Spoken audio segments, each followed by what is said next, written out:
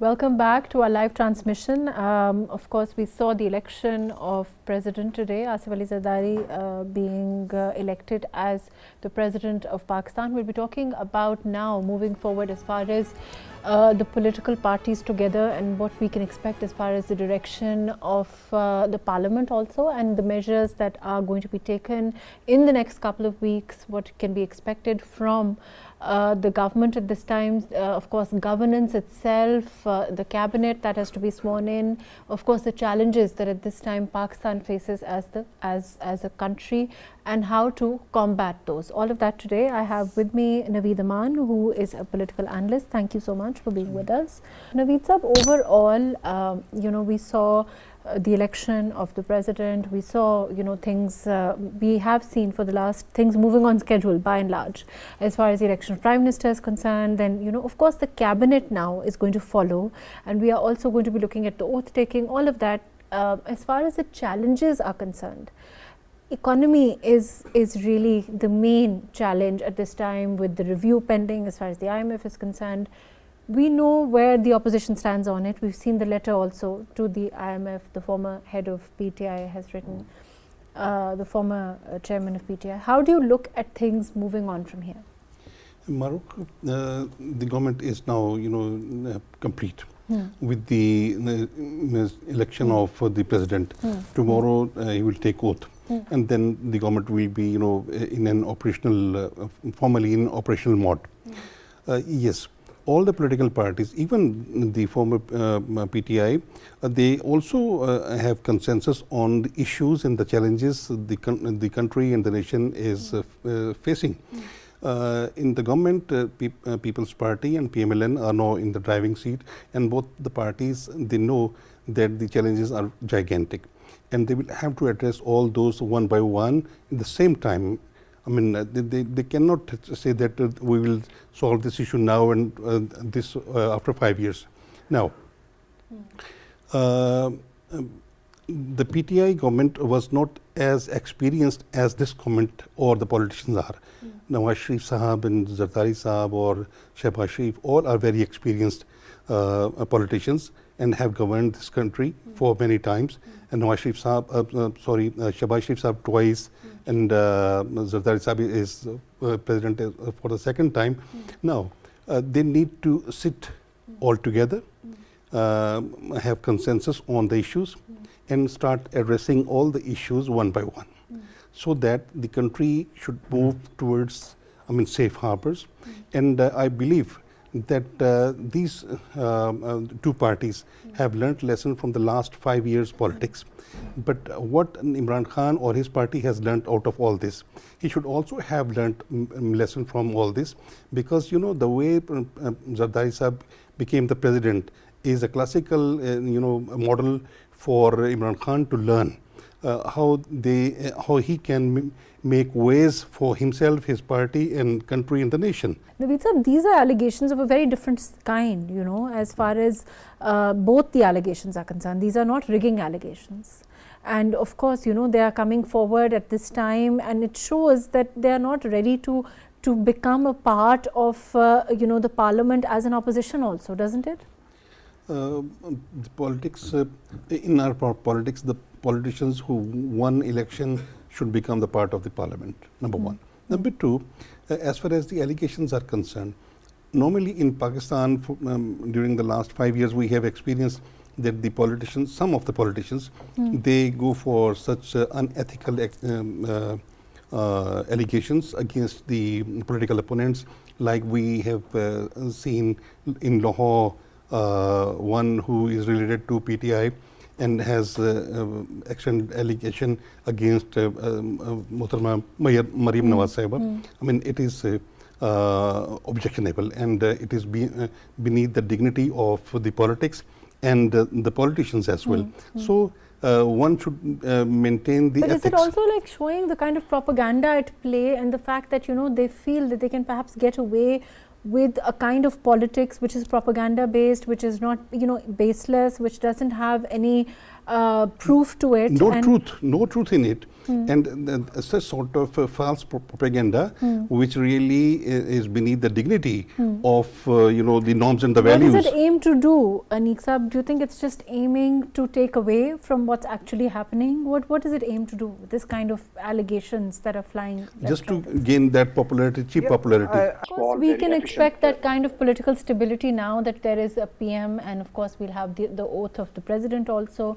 and of course the cabinet formation, and of course going back to the IMF. So we can expect a kind of you know, stability that was earlier perhaps not there, and as far to help the economy. Isn't that true? Definitely. The formation of the government shows that the government is very consistent and very committed to address the economic issues, first of all. Number one, because the month of Ramadan is approaching, then will be followed by the budget. So the government doesn't have that money to maintain all these things. Now the government will have to arrange that money for the uplift of a common man, the life of a common man. This is only possible when we go for the self-reliance measures. In self-reliance, Pakistan will have, or the government will have to address agriculture, IT, and you know, mineral resources. From these three main sectors, we can have that much amount from different provinces to manage our expenditures. And number two, the non-productive or non-development projects or the expenditures will have to curtail. Bringing it to the, as for bringing the provisions to the doorstep, all of this, it seems to be on the agenda as far as the PMLN is concerned. Isn't that true? Yes, Maruk, one thing in this regard is very important, and that is, it is okay. Package is very important for the province immediately, because you know, to give relief to the masses immediately, you will have to go for the packages. Right. But one thing is important for the governance. If the governance is, you know, endorsed or is empowered or checked by the CM herself, the deputy commissioners or the assistant commissioners on the tehsil levels, they are responsible to keep the prices on the the normal because we talk about, when we particularly as far as Ramzan related inflation is concerned, that is a problem of governance. Yes, of course, and that's not really, you know, anything to do with the price hike overall. Definitely. So, you know, those are things that the administration can work towards, and we're already looking at her, you know, going herself, checking herself as far as the administration can really bring the prices down because of all these measures, and it will be a good move, and keep on checking it even post Ramzan. Yes. Number one. Number two, we were mentioning about earlier, we were talking about Imran Khan's statement that he gave a statement about his dialogue with the political parties. He has said that he is ready to have dialogues with the political parties, but he has not mentioned to whom. He is not ready to talk to PMLN, and he is not ready to talk to MQM. Right. To whom then he is ready to talk? Is he ready to talk to PPP? No. One thing he has mentioned that he is ready to talk to the political parties. But I what think does it mean? Yes. Because we saw earlier on, as far as Shehbaz Sharif Saab as CM is concerned, and you know, his most popular images are of him in the rain or in Ramzan bazaars checking things, and I think she's following in the same footsteps. It is, but I think she should empower, or she should strengthen her team. Her team should go in the field to check everything, because as CM she cannot go everywhere to check everything. So that is the thing which she will have to, you know, delegation, check. Of course, you know, and I'm sure delegation of power is very important. To delegate overall. Javed Saab, your quick comments. Unfortunately, we're also running out of time.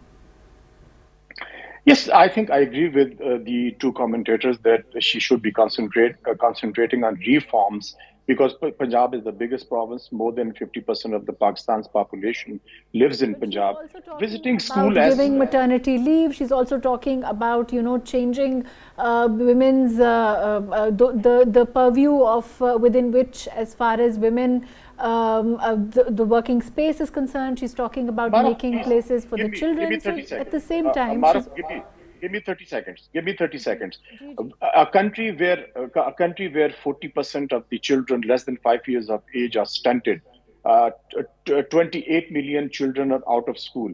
I mean, that is the problem. That is the challenge. Visiting the schools, of course, is important, but after visiting the school, we should know, I should know as a journalist, what plans does she have to bring into schools those who are left out of school? And how about the stunting issue? Because 40% is a huge number. And if these children are not taken care of, then how can you expect we have a brighter future? And Punjab being the largest province of Pakistan, I think the largest number of out of school children are in Punjab, and the largest number of stunted children are in Punjab.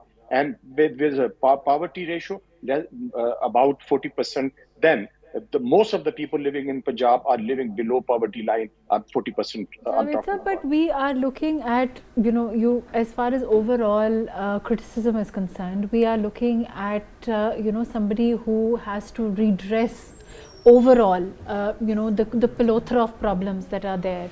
But at the same time, the resolve to go there to find out, you know, what the good issues are on ground, to try to inculcate them in the kind of reforms she can do on a provincial level is, I think, where she's headed. And the announcements that she's making along as we go along with regard to what can be done as far as women are concerned, what can be done as far as the education sector is concerned, all things that come within the purview of her own governance is, I think, what we are looking at. And perhaps, you know, we will see more of that. We will also, of course, given time, you know, see her style of governance, see her delegation of it, all of that. Unfortunately, that's all the time that we have. Thank you so much for being with us. Naveed Aman Saab, thank you for joining us. Aneek Zafar, thank you for being with us. Javed Jadoon Saab, thank you for giving us your time. Overall, as far as today, of course, we've seen Asif Ali Zardari Saab elected as the President of Pakistan. We'll be looking at, of course, the cabinet in another day or so, and overall the style of governance